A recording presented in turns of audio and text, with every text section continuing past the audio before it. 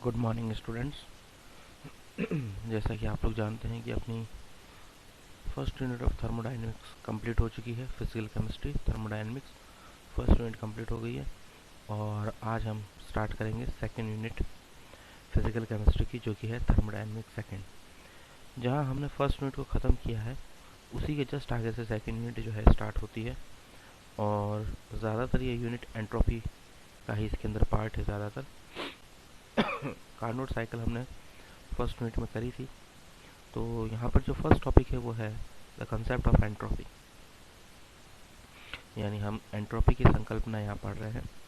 According to the Carnot cycle के according हमने ये फॉर्मूला देखा था, Q1 minus Q two upon Q1 is equal to T1 minus T2 upon T1। ये हम जानते हैं। इसको हम इस तरीके से भी लिख सकते हैं, 1 minus Q2 upon Q1 is equal to 1 minus T2 upon T1। It means Q2 upon Q1 is equal to T2 upon T1 हो जाएगा ये। और जब क्रॉस मल्टीप्लिकेशन करोगे तो ये आ जाएगा Q1 upon T1 is equal to Q2 upon T2। ठीक है, इसका मतलब इन जनरल हम ये लिख सकते हैं कि Q by T is equal to constant. Reversible क्यों लगाया? क्योंकि कार्नोट साइकिल जो हमने देखा था वो क्या था? रिवर्सिबल साइकिल थी, है ना, यानी उत्क्रमणीय प्रक्रम था। तो हम ये लिख सकते हैं कि Q reversible by T is equal to constant. और Q रिवर्सिबल क्या है यहाँ पर? Q रिवर्सिबल है यहाँ पर the amount of heat which is absorbed or emit by system in a reversible process at a temperature T। यानी ये अवशोषित या उत्सर्जित ऊष्मा की मात्रा है जो किसी भी सिस्टम द्वारा यानी किसी भी निकाय द्वारा ली जाती है या दी जाती है किसी भी उत्क्रमणीय प्रक्रम में। ठीक है, और वो भी किस पे? टी टेम्परेचर पे। टेम्परेचर फिक्स है, इन टी टेम्परेचर पे ली जाने वाली या दी जाने वाली जो ऊष्मा है निकाय द्वारा अवशोषित या उत्सर्जित ऊष्मा की जो मात्रा है उसी को हम यहाँ क्या कह रहे हैं? क्यू कह रहे हैं। और क्यू रिवर्सिबल बाई टी को मिला करके बोला जाता है एंट्रोपी ऑफ द सिस्टम। ठीक है, Q reversible by T is called entropy and it is denoted by S. Capital letter S से हम इसको डिनोट करते हैं, ध्यान रखना। क्यू रिवर्सिबल बाई टी को ही हम क्या कहते हैं? एंट्रोपी कहते हैं, और इसको रिप्रेजेंट करते हैं कैपिटल लेटर एस से। अब क्योंकि एंट्रोपी खुद क्या है? एक स्टेट फंक्शन है, ठीक है, अवस्था फलन है, इसीलिए किसी भी निकाय की एंट्रोपी का परिकलन नहीं किया जा सकता, यानी एंट्रोपी को निकालना पॉसिबल नहीं है। परंतु प्रक्रम में जो एंट्रोपी में परिवर्तन हुआ है उसको जो अवश्य हम क्या कर सकते हैं? ज्ञात कर सकते हैं। और चेंज इन एंट्रोपी क्या होता है? Delta S. और अगर इनफाइनाइट सिमली चेंज है यानी बहुत माइन्यूट चेंज है तो उसको हम क्या लिख देते हैं? D S. ठीक है, अदरवाइज इन जनरल हम क्या लिखते हैं? Delta S. ठीक है। अब यदि Q1 और Q2 को केवल हीट चेंज कहें हम, it is only heat change, then Q1 upon T1 plus का होगा is equal to minus Q2 upon T2। इसका मतलब क्या है कि सिस्टम T1 टेम्परेचर पे Q1 एनर्जी एब्जॉर्ब कर रहा है, यानी कहाँ से ले रहा है? सोर्स से ले रहा है। और सिंक में क्या दे रहा है? T2 टेम्परेचर पे Q2 एनर्जी रिलीज कर रहा है, इमिट कर रहा है। तो एब्जॉर्ब कर रहा है इसलिए पॉजिटिव, और इमिट कर रहा है यहाँ पर इसलिए नेगेटिव। ठीक है, तो Q1 एब्जॉर्ब हीट है और Q2 क्या है? इवॉल्व हीट है, नेगेटिव है वो। और एब्जॉर्ब और इमिट दोनों का अगर हम ऐड करें, यानी ये जब इस तरफ आएगा इक्वल टू के इस तरफ, तो क्या हो जाएगा? नेगेटिव हो जाएगा। यानी Q1 upon T1 plus Q2 upon T2 is equal to 0 होना चाहिए, बिकॉज हमने कहा कि ये क्या है? उत्क्रमणीय प्रक्रम है। ठीक है, तो एंट्रोपी का योग क्या होना चाहिए? 0 होना चाहिए। अब जब कार्नोट साइकिल को हम आइसोथर्मल और एडियाबेटिक प्रोसेस दोनों में क्या कर रहे हैं? हम अनंत सूक्ष्म गति अर्थात रिवर्सिबल रूप से किया जाए। ध्यान रखिएगा, रिवर्सिबल प्रोसेस जो होते हैं वो बहुत स्लो चलते हैं, यानी अनंत सूक्ष्म गति या रिवर्सिबल रूप से किया जाए तो Q बाई टी पदों का योग क्या होना चाहिए? 0 के बराबर होना चाहिए। हमने ये देखा कि Q बाई टी का जो योग है वो कितना होना चाहिए? 0 के बराबर होना चाहिए। हमने एक साइक्लिक प्रोसेस ले लिया है, ए से बी और बी से वापस ए। देखिए, प्रेशर वॉल्यूम वर्क है, मैकेनिकल वर्क है। ये पाथ फर्स्ट है जिसमें हम ए से बी तक आ रहे हैं, ये पाथ सेकंड है जिसमें हम वापस बी से ए तक जा रहे हैं। इस ए से बी तक वाले प्रक्रम को हमने क्या किया है? छोटे छोटे पार्ट्स में डिवाइड कर दिया। ये देखिए, ये एक पाथ है, फिर ये दूसरा, फिर ये तीसरा, चौथा, पांचवा, छठा, सातवां, इस तरीके से। यहाँ पे भी आप देखेंगे तो ये ए से बी गया, बी से वापस ए आया, यानी ये और ये दो आइसोथर्मल प्रोसेस हो गए, और ये दो एडियाबेटिक प्रोसेस हो गए। वही कार्नोट साइकिल है, बस उसको क्या किया है? छोटे छोटे पार्ट्स में डिवाइड कर दिया है। ठीक है, जिसको हम कहते हैं ना इनफाइनाइट सिमिली, यानी हम डी ले सकते हैं, डिफरेंशिएट कर सकते हैं। तो हमने छोटे छोटे पार्ट्स में उसको क्या कर दिया, डिवाइड कर दिया है। तो ए से बी और बी से ए वापस, ये क्या है, एक रिवर्सिबल प्रोसेस है। तो इसको हमने अनंत छोटे छोटे कार्नो साइकिल्स में क्या कर दिया, विभाजित कर दिया है। और सभी कार्नो चक्रों को पूर्ण करते हुए चले, यानी हर एक को पूर्ण करते हुए चले। तो जो ये लूप है ए बी ए, ऐसे छोटे छोटे जो लूप है, ये एक दूसरे को, ये भीतर लूप ए बी ए के भीतर के सभी पथ एक दूसरे को क्या कर देंगे, निरस्त कर देंगे। क्योंकि ए बी ए ये गया तो योग कितना हुआ, जीरो, फिर ये इस प्रोसेस का भी योग कितना हुआ, zero zero zero zero zero, इस तरीके से। ठीक है, तो ये सब एक दूसरे को क्या कर देंगे, कैंसिल आउट कर देंगे। ठीक है, निरस्त कर देंगे। तो केवल चक्र ए बी ए ही शेष रह जाता है, यानी केवल हम देखें तो केवल ये बचेगा, ए से बी और बी से ए, ये बड़ा वाला केवल एक यही जो है बचेगा। बाकी सारे जो छोटे छोटे पाथ हैं वो सब क्या करेंगे, एक दूसरे को कैंसिल आउट कर देंगे। तो हम ये देखते हैं कि प्रत्येक कार्नो चक्र के लिए, इसमें प्रत्येक कार्नो चक्र ये जो है, इसके लिए अगर हम देखें तो Q1 upon T1 plus Q2 upon T2 equal to zero. तभी तो हमने कहा ना, ये एक दूसरे को निरस्त करते जाएंगे सारे। ठीक है अतः उत्क्रमणीय चक्र ए बी ए जिसमें अनेक कार्नो चक्र होते हैं, ए बी ए क्या है, एक उत्क्रमणीय चक्र है जिसमें बहुत सारे कार्नो साइकिल हैं। तो उनके सब के लिए अगर मिला करके देखें हम, तो समेशन का साइन आएगा, summation of Q by T is equal to zero. यानी हमने सबको जोड़ दिया तो सबका समेशन क्या आएगा, जीरो, क्योंकि Q1 upon T1 plus Q2 upon T2 is equal to zero है। तो सब में हम देखेंगे तो सब मिला करके क्या आएगा, जीरो। और अगर इनफाइनाइट सिमली चेंज है, यानी कि माइन्यूट चेंज है, तो ये क्या हो जाएगा, डी क्यू। तो D Q by T is equal to क्या हो जाएगा, जीरो। ठीक है तो हमने देखा कि जो साइकिल ए बी है, ए बी ए है, ये दो स्टेप में कंप्लीट हो रही है। तो समेशन जो डी क्यू बाई टी का है, वो दो स्टेप कौन कौन से हैं, एक तो हम समेशन कर रहे हैं यानी इंटीग्रेट करेंगे ए से लेकर बी तक डी क्यू बाई टी को, और दूसरा हम इंटीग्रेशन करेंगे बी से लेकर ए तक डी क्यू बाई टी को इज इक्वल टू जीरो। ठीक है, ए से बी और बी से ए। ठीक है, किसका कर रहे हैं, D Q by T, D Q by T. ठीक है, तो उनका जो सम है वो जीरो आना चाहिए। अगर हम पाथ फर्स्ट के अकॉर्डिंग जाए तो ए से लेकर बी तक डी क्यू बाई टी, ये क्या है, integration of all step from A to B, यानी ए से लेकर बी तक जितने भी स्टेप हुए हैं, ठीक है, ए से बी तक वाले उन सभी का क्या है, समाकलन है। और पाथ सेकंड अगर हम देखें तो वो क्या है, बी से लेकर ए तक जितने भी पद हुए हैं उन सब का समाकलन है, यानी integration of all step from B to A D Q by T का। ठीक है, और आप देखें this is equal to zero, तो अगर ये वाली चीज़ जब इक्वल टू उस तरफ जाएगी तो काय की हो जाएगी, माइनस की हो जाएगी। यानी देखिए ए से B D Q by T का समाकलन है पाथ फर्स्ट द्वारा is equal to minus B to A D Q by T का है समाकलन, यानी इंटीग्रेशन है पाथ सेकंड द्वारा।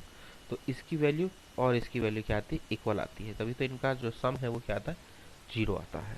ठीक है, तो ये बी से ए है, देखिए ये तो ए से बी था, ठीक है, और ये बी से ए है तो माइनस का हो रहा है। अगर इसको मैं उल्टा कर दूं ए से बी, तो ये भी क्या हो जाएगा, प्लस का हो जाएगा। यानी मैं ये लिख सकता हूँ ए से B D Q by T is equal to integration of A to B D Q by T path second. ठीक है, यानी कि उल्टा कर दिया इसलिए वो कैसा हो गया है, प्लस का साइन हो गया। इट मीन्स ए से बी तक जो डी क्यू बाई टी है, इसकी जो वैल्यू होती है, इसका जो मान होता है वो क्या होता है, एक फिक्स वैल्यू होती है। ठीक है, निश्चित मान होता है। ठीक है, which does not depend on path. It is ये बहुत इंपॉर्टेंट बात है कि ये जो D Q by T A से बी तक की जो वैल्यू है, ये पाथ डिपेंडेंट नहीं है। It is only depends on initial and final state of the system and it is called entropy of the system. यानी ये पथ पर निर्भर नहीं कर रहा है, क्योंकि पथ आप देख लो चाहे फर्स्ट हो चाहे सेकंड हो, वैल्यू सेम आनी है। तो ये पथ पर निर्भर नहीं कर रही है, इसीलिए हम इसको क्या कह रहे हैं, डी क्यू बाई टी जो है ये पाथ इंडिपेंडेंट है। ठीक है, और ये सिर्फ प्राथमिक और अंतिम अवस्थाओं पर निर्भर कर रहा है, यानी इनिशियल और फाइनल स्टेट पर डिपेंड कर रहा है, और इसी को हम क्या कहते हैं, एंट्रोपी ऑफ द सिस्टम, यानी ये सिस्टम की क्या है, एंट्रोपी है। ठीक है, अब यदि हम माने कि सिस्टम ए की एंट्रोपी एस ए है और सिस्टम बी की एंट्रोपी एस बी है, देखिए अभी हमने कहा था एंट्रोपी को एस से डिनोट करते हैं, तो डेल्टा एस इजिकल टू क्या हो जाएगा, S B minus S A. ठीक है, और इसका मतलब क्या है, क्योंकि एंट्रोपी होती क्या है, D Q by T, S B का मतलब क्या, डी क्यू बाई टी, यानी ए से लेकर बी तक डी क्यू बाई टी का क्या कर दो आप, समाकलन कर दो। यानी डेल्टा एस इजिकल टू क्या हो जाएगा, S B minus S A is equal to integration from A to B D Q by T. ठीक है, और अगर अनंत सूक्ष्म परिवर्तन है तो तो डेल्टा की जगह क्या आ जाता है, डी आ जाता है, यानी डी एस हो जाएगा वो, और डी एस इजिकल टू क्या हो जाएगा, डी क्यू बाई टी। ठीक है, बेसिकली डेल आ जाता है, डेल क्यू बाई टी आ जाता है। ठीक है, और अगर हम देखें कि टेम्परेचर कांस्टेंट है, तो कांस्टेंट टेम्परेचर पे निश्चित परिवर्तन के लिए डी एस और डी क्यू क्रमशः क्या हो जाएंगे, डेल्टा एस और क्यू हो जाते हैं। देखो, जब स्मॉल यानी इनफाइनाइट सिमली चेंज होता है तो हम उसको डी एस लिखते हैं। ठीक है, और जब एक फिक्स चेंज के लिए हम देखते हैं, ठीक है, कांस्टेंट टेम्परेचर पर निश्चित परिवर्तन के लिए यानी फिक्स चेंज के लिए हम देखते हैं, तो डी एस को तो हम लिख देते हैं डेल्टा एस, इन डेल्टा का साइन लगा देते हैं, और डी क्यू को हम क्या लिखते हैं, ओनली क्यू लिखते हैं। ठीक है, क्योंकि अब वो स्मॉल चेंज नहीं है बल्कि एक लिमिट लगा दी हमने, एक जो है कह सकते हैं कि हम स्मॉल चेंज नहीं बल्कि एक निश्चित परिवर्तन के लिए, जब निश्चित परिवर्तन के लिए होता है तो डेल्टा डी को क्या लिखते हैं, डेल्टा की फॉर्म में लिखते हैं, और इसको डी क्यू को क्या लिखते हैं, ओनली क्यू लिखते हैं। ठीक है, तो delta S is equal to Q by T, इसी को हम कह रहे हैं एंट्रोपी। ठीक है, तो किसी भी तंत्र या निकाय में एंट्रोपी परिवर्तन की गणना करनी है, अगर आपको एंट्रोपी परिवर्तन पता करना है तो उस तंत्र द्वारा, ये क्या है कि क्यू क्या है, अवशोषित ऊष्मा है, तो उस तंत्र द्वारा अवशोषित ऊष्मा में जब वह उत्क्रमणीय ढंग से चलाया जा रहा है, तो जब सिस्टम रिवर्सिबल फॉर्म में चल रहा है, तो उसने जितनी ऊष्मा अवशोषित करी है उसमें टेम्परेचर यानी केल्विन टेम्परेचर का अगर भाग दे दें हम, तो हमको क्या मिल जाती है, एंट्रोपी मिल जाती है। ठीक है, यानी दो शर्तें हैं एंट्रोपी पता करने के लिए कि एक तो सिस्टम क्या होना चाहिए, रिवर्सिबल होना चाहिए, और जितनी उसने एनर्जी एब्जॉर्ब करी है, हीट एब्जॉर्ब करी है, उसमें केल्विन टेम्परेचर का भाग दे देंगे तो हमको क्या मिल जाती है, एंट्रोपी मिल जाती है। ठीक है, it is defined as the amount absorb by the system in a reversible manner divided by the absolute temperature at which heat is absorbed। ठीक है, तो ये चीज है, यानी delta S is equal to Q reversible by T. ठीक, और Q क्या होता है, कैलोरी में है। ठीक है, और टेम्परेचर किस में है, डिग्री में है, तो कैलोरी पर डिग्री हो जाएगा, या फिर अगर हम हीट को जूल में लेते हैं तो जूल पर केल्विन हो जाएगा, ये इसकी ऐसा यूनिट है, जूल पर केल्विन एंट्रोपी की, ध्यान रखिएगा। ठीक है, अब हम देख रहे हैं कि अगर हम उत्क्रमणीय ढंग से चलाएं, यानी अगर प्रोसेस रिवर्सिबल हो और अगर प्रोसेस इरिवर्सिबल हो, तो एंट्रोपी में क्या चेंज होगा। ठीक है, हमने मान लिया आइडियल गैस के n मोल को हम V1 से V2 तक आइसोथर्मल एक्सपेंशन करते हैं। ठीक है, यानी समतापीय प्रसरण करते हैं, n मोल है, आइडियल गैस है, उसका वॉल्यूम 1 से वॉल्यूम 2 तक क्या कर रहे हैं, हम आइसोथर्मल एक्सपेंशन कर रहे हैं, और आइसोथर्मल एक्सपेंशन कर रहे हैं, इसका मतलब इंटरनल एनर्जी में जो चेंज है वो क्या होगा, जीरो। ठीक है, यानी change in internal energy zero. आपको पता है according to the first law of thermodynamics, अगर आइसोथर्मल एक्सपेंशन है तो डेल्टा ए की वैल्यू जीरो होती है, हम जानते हैं। So from the first law of thermodynamics, अगर delta E is equal to zero है तो क्यू इजिकल टू क्या आ जाएगा, डब्लू, है ना, यानी क्यू इजिकल टू डब्लू हो जाएगा, और क्यू इजिकल टू डब्लू, और वर्क हमने निकाल रखा है। वर्क आपको मालूम होगा, अपन ने फर्स्ट यूनिट के अंदर रिवर्सिबल प्रोसेस में वर्क, हीट, इंटरनल एनर्जी, एंट्रोप और एंथैल्पी चेंज, ये सारी चीज़ें निकाली थी हमने। तो देखिए यहाँ पे हमने कहा कि Q की वैल्यू W के बराबर है, और W की वैल्यू क्या होती है, ये होती है, आपको याद होगा, NRT natural log V2 upon V1। अगर याद नहीं है तो फर्स्ट जो यूनिट है उसके नोट्स आप देखेंगे, आपको मिल जाएगा। वर्क W की वैल्यू ये है, NRT natural log V2 upon V1। अब इसके नीचे, लेकिन यहाँ पर केवल वर्क नहीं है, यहाँ Q है, तो Q की वैल्यू क्या है, वो W के बराबर है। ठीक है, तो डेल्टा S सिस्टम का क्या हो जाएगा, Q रिवर्सिबल बाई T, ये हम जानते हैं, ये तो फॉर्मूला होता है, delta S is equal to delta S system Q reversible by T। Q reversible की जगह हम क्या रख देंगे, W रख देंगे, और W की वैल्यू ये रही पूरी, अपॉन में T आएगा तो T से T कट जाएगा, तो बचेगा क्या, केवल NR natural log V2 upon V1। ठीक, और सिस्टम जितनी हीट एब्जॉर्ब करता है रिवर्सिबल प्रोसेस में, हम ये कहते हैं कि उतनी ही हीट वो क्या करेगा, सराउंडिंग को दे देगा। आइडियल गैस है, जितनी एब्जॉर्ब करी उतना को उतना क्या करेगा, सराउंडिंग को देगा, यानी एब्जॉर्ब कितनी करी थी, क्यू रिवर्सिबल, तो सराउंडिंग को भी कितनी देगा, क्यू रिवर्सिबल।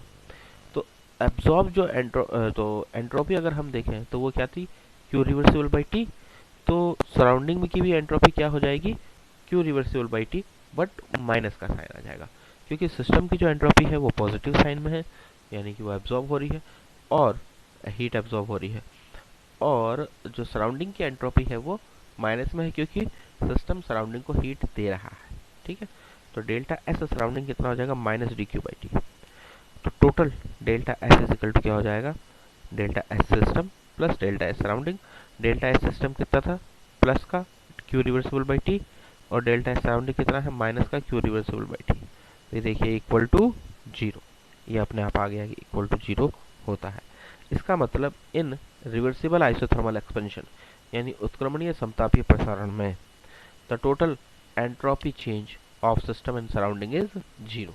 यानी किसी भी समतापीय प्रसरण में, उत्क्रमणीय समतापीय प्रसरण में सिस्टम प्लस सराउंडिंग की जो एंट्रोपी होती है, एंट्रोपी चेंज जो होता है वो सिस्टम प्लस सराउंडिंग का मिलाकर के कितना होता है, जीरो होता है। यानी कि कोई भी एंट्रोपी में चेंज नहीं हुआ। देखो सिस्टम की अलग से एंट्रोपी में चेंज हो सकता है या सराउंडिंग की अलग से एंट्रोपी में चेंज हो सकता है, बट दोनों का अगर हम सम देखें तो वो जीरो आता है। ठीक है, it means system and surrounding are in equilibrium. इसका मतलब क्या है कि जो सिस्टम है और जो सराउंडिंग है वो एक दूसरे के साथ क्या है, इक्विलिब्रियम में यानी साम्यावस्था में है। ठीक है, अब यही चीज हम अगर इरिवर्सिबल में करें तो late consider same state change occur in irreversible process at temperature T. T temperature पे ही हम देख रहे हैं, बट इरिवर्सिबल सिस्टम। ठीक है, in this condition work done by the system is less and the absorbed heat Q reversible is also less than Q reversible। यानी यहाँ पर जो है जब अनुत्क्रमणीय प्रक्रम करते हैं तो हम ये देखते हैं कि जो वर्क किया गया है वो कम किया गया है। इसका मतलब जो हीट एब्जॉर्ब होगी वो भी कम होगी, क्योंकि हीट कितनी एब्जॉर्ब होगी, ओनली Q इरिवर्सिबल एब्जॉर्ब होगी, जबकि उत्क्रमणीय प्रक्रम में हीट कितनी एब्जॉर्ब होती है, Q रिवर्सिबल। ठीक है, तो हीट कम एब्जॉर्ब हो रही है लेकिन चेंज इन एंट्रोपी तो इक्वल होता है, क्योंकि हमने कहा चेंज इन एंट्रोपी चाहे रिवर्सिबल हो या इरिवर्सिबल हो वो सेम होता है। तो एंट्रोपी चेंज जो है वो क्या है कि स्टेट फंक्शन है, इसलिए निकाय की एंट्रोपी में वृद्धि समान होगी, है ना। और एंट्रोपी परिवर्तन चाहे उत्क्रमणीय हो, मतलब चाहे परिवर्तन जो सिस्टम जो प्रोसेस चल रहा है चाहे वो रिवर्सिबल हो या इरिवर्सिबल हो, चेंज इन एंट्रोपी इक्वल होता है। ध्यान रखिएगा, हीट जो एब्जॉर्ब हुई है वो कम हुई है, क्यू इरिवर्सिबल के बराबर हुई है, जबकि उत्क्रमणीय प्रक्रमों में हीट कितनी एब्जॉर्ब हुई थी, क्यू रिवर्सिबल के बराबर। और अनुत्क्रमणीय प्रक्रम यानी इरिवर्सिबल प्रोसेस में हीट कितनी एब्जॉर्ब हुई है, क्यू इरिवर्सिबल के बराबर। बट चेंज इन एंट्रोपी जो है वो इक्वल होता है, चाहे सिस्टम रिवर्सिबल हो या इरिवर्सिबल हो। तो सिस्टम की जो एंट्रोपी चेंज हुई है वो क्यू रिवर्सिबल बाई टी के इक्वल ही होगी। ठीक है, अब अनुत्क्रमणीय प्रक्रम है तो सिस्टम द्वारा किया गया कार्य यानी वर्क जो है वो कम होगा, इसलिए सिस्टम द्वारा अवशोषित ऊष्मा भी क्या होगी, कम होगी, यानी एब्जॉर्ब हीट कम होगी, और वो किसके बराबर है, क्यू इरिवर्सिबल के बराबर है। तो जो वो सराउंडिंग में एनर्जी खोएगा यानी सराउंडिंग में जो एनर्जी देगा वो भी क्यू रिवर्सिबल से कम होगी। ठीक है, क्योंकि कम एब्जॉर्ब करी, कम वर्क किया, तो जो सराउंडिंग में देगा वो भी कम होगी, और वो कितने किसके, क्यू रिवर्सिबल से कम होगी। और वो कितनी होगी, यानी जो एंट्रोपी चेंज ऑफ सराउंडिंग है वो चेंज हो जाएगी, वो हो जाएगी minus Q irreversible by T के बराबर। ठीक है, यानी entropy of surrounding is equal to minus Q irreversible by T. तो टोटल चेंज ऑफ एंट्रोपी क्या हो जाएगा, delta S system plus delta S surrounding. तो डेल्टा एस सिस्टम तो हमने कहा कि यही रहेगा क्यू रिवर्सिबल बाई टी, यानी सिस्टम की जो एंट्रोपी चेंज हुई है वो उतनी ही रहेगी चाहे रिवर्सिबल हो या इरिवर्सिबल हो, तो ये तो वही है। लेकिन सराउंडिंग की जो एंट्रोपी चेंज है वो चेंज होगी, और वो कितनी होगी, Q irreversible by T, minus का आ गया। और अभी हमने थोड़ी देर पहले कहा था, हम जानते हैं कि Q reversible is higher than Q irreversible, because heat reversible process में ज़्यादा एब्जॉर्ब होती है और इरिवर्सिबल में कम एब्जॉर्ब होती है, तो क्यू इरिवर्सिबल की वैल्यू कम होती है। और अगर क्यू रिवर्सिबल ज़्यादा है तो क्यू रिवर्सिबल बाई टी की वैल्यू भी क्यू इरिवर्सिबल बाई टी से ज़्यादा होगी। ठीक है, और जब टोटल देखेंगे हम तो जब जोड़ेंगे तो Q reversible by T minus Q irreversible by T zero नहीं आएगा, बल्कि जीरो से ज़्यादा आएगा, क्योंकि ये जो वैल्यू है क्यू इरिवर्सिबल बाई टी इसका मान कम है, क्यू रिवर्सिबल बाई टी से क्यू इरिवर्सिबल बाई टी का मान कम है, इसीलिए जो डेल्टा एस टोटल आता है वो ज़ीरो से ज़्यादा आता है। और यही हम कहते हैं कि जो इरिवर्सिबल प्रोसेस होते हैं यानी अनुत्क्रमणीय प्रक्रम होते हैं उनमें निकाय और उनके द्वारा सराउंडिंग की जो निकाय और उसके सराउंडिंग की जो संयुक्त एंट्रोपी है उसमें वृद्धि होती है। यानी इरिवर्सिबल प्रोसेस जितने भी हैं उनमें एंट्रोपी जो है वो चेंज हो रही है, या हम कहें एंट्रोपी में वृद्धि हो रही है। और आपको मालूम है जितने एनवायरमेंटल प्रोसेस हैं वो सारे क्या है, इरिवर्सिबल है।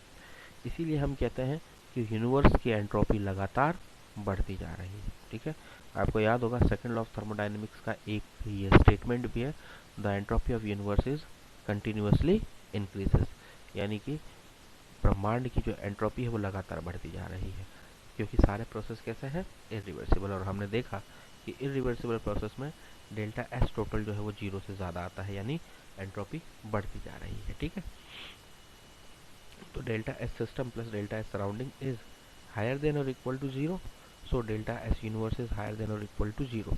अगर रिवर्सिबल प्रोसेस है तो ये इक्वल टू का साइन आएगा, और अगर इरिवर्सिबल है तो हायर का साइन आएगा। ठीक है,